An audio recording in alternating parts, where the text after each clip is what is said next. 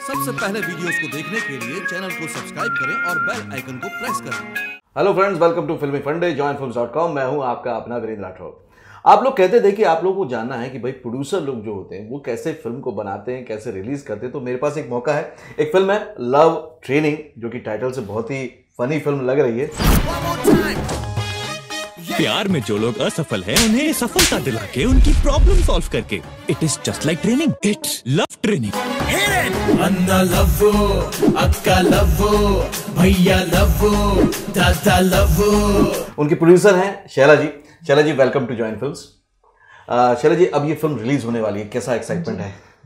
I am really very excited. मुझे लगता है कि ये फिल्म पब्लिक तक पहुंचेगी तो सब लोग बहुत एंजॉय करेंगे।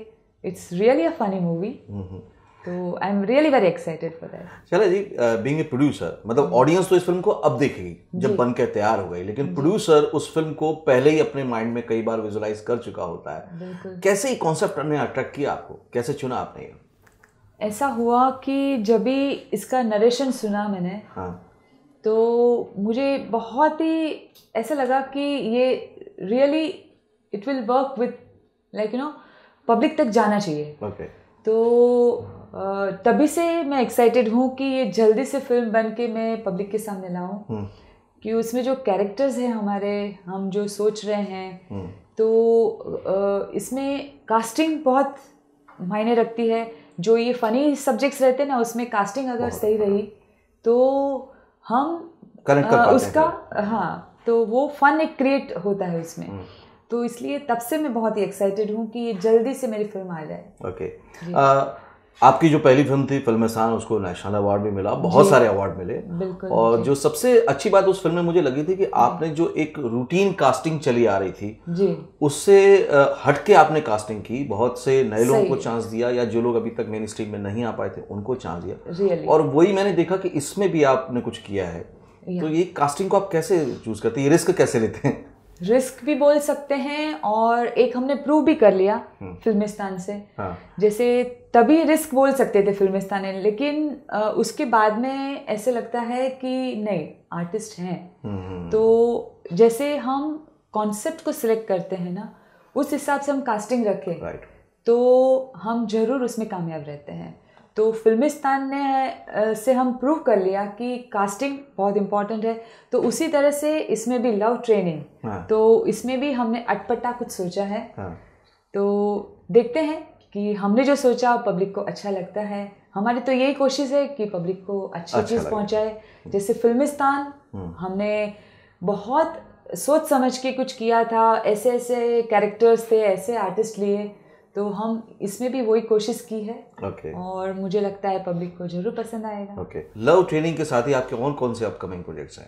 हमारी एक मराठी फिल्म जो हम अभी रिलीज करना चाहते हैं, कालचक्र उसका नाम है। तो वो भी इमोशनल, बहुत ही सेंसिटिव मूवी है, जो मुझे लगता है वो भी पब्लिक को बहुत पसंद आएगी। तो हमने जब भी सोचा यही ध्यान में रखा कि एक कंटेंट होना चाहिए कोई भी चीज़ में। जैसे फिल्मिस्तान, उसमें एक अच्छा कंटेंट था, लव ट्रेनिंग में भी कुछ अच्छी चीज़ है, और ऐसे ही एक कालचक्र जो मराठी मूवी है हमारी, उसमें भी बहुत अच्छा कॉन्सेप्ट है। और वो भी पब्लिक को बहुत अच्छा लगेगा। शैला जी, प्रोड्यूसर की जो जिम्मेदारी होती है नॉर्मली लोगों को पता नहीं चल पाता, और हम अपने चैनल में ऐसी इन्फॉर्मेशन बहुत ज़्यादा शेयर करते हैं जो मतलब पर्दे के पीछे की सही और सच्ची बातें हैं।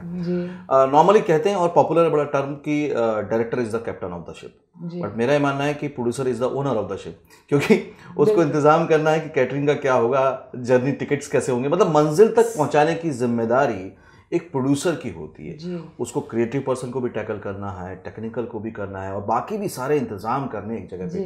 कितना चैलेंजिंग हो जाता है ये? चैलेंजिंग तो बहुत ही रहता है, क्योंकि पूरी जिम्मेदारी प्रोड्यूसर्स पे ही रहती है। और ये सही बात है आपकी कि डायरेक्टर कैप्टन रहता है, पर फिर भी प्रोड्यूसर की बेबी रहती है। तो हम अगर ध्यान नहीं देंगे तो फिल्म कुछ भी नहीं है। इसके लिए वो तो है ही। बहुत सारे नए प्रोड्यूसर हर साल कोशिश करते हैं फिल्म बनाने की।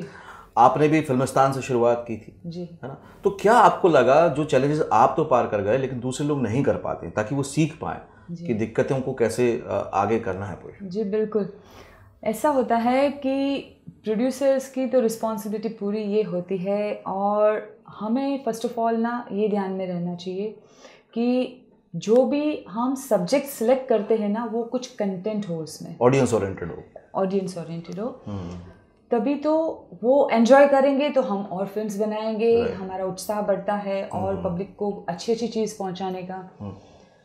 सेकेंडली बजट एक important, very very important thing. तो बजट अगर कंट्रोल में है तो वो बहुत ही अच्छा रहता है आगे चल के। शेड्यूलिंग, बजट के बाद में हम वो बजट के अंदर ही चीज़ रहती है, उसी टाइम फ्रेम में ख़त्म होना चाहिए। अगर हम जो सोचते हैं कि ये 1 महीने में कंप्लीट होना है, अगर 1 महीने में कंप्लीट नहीं होता है, बजट आप चाहता है, तो वहीं पे बजट कंट्रोल, शेड्यूलिंग कंट्रोल। तो अगर हम सारी चीज़ें प्लानिंग करके करते हैं, और रिलीज भी बहुत इम्पोर्टेंट प्लानिंग है, बिल्कुल, तो पहले से ही हमें पूरी चीज़ों का ध्यान रखना है from the beginning of the film शुरू करें, when we go on floors, उसके पहले भी हम जो प्लानिंग करते हैं, तो ये सारी चीज़ों को ध्यान में रखना बहुत ज़रूरी है, तभी हम सक्सेस होते हैं ये चीज़ में, और तभी हम रिलीज़ कर सकते हैं। Right, thank you very much, thanks a lot, thank you so much. अगली बार कुछ और अच्छे सब्जेक्ट पर वीडियो लेकर आपके सामने हाजिर होऊंगा, तब तक के लिए देखते रहिए, सीखते रहिए, जमे रहिए, ऑल द वेरी बेस्ट। सबसे पहले वीडियोस को देखने के लिए चैनल को सब्सक्राइब करें और बेल आइकन को प्रेस करें।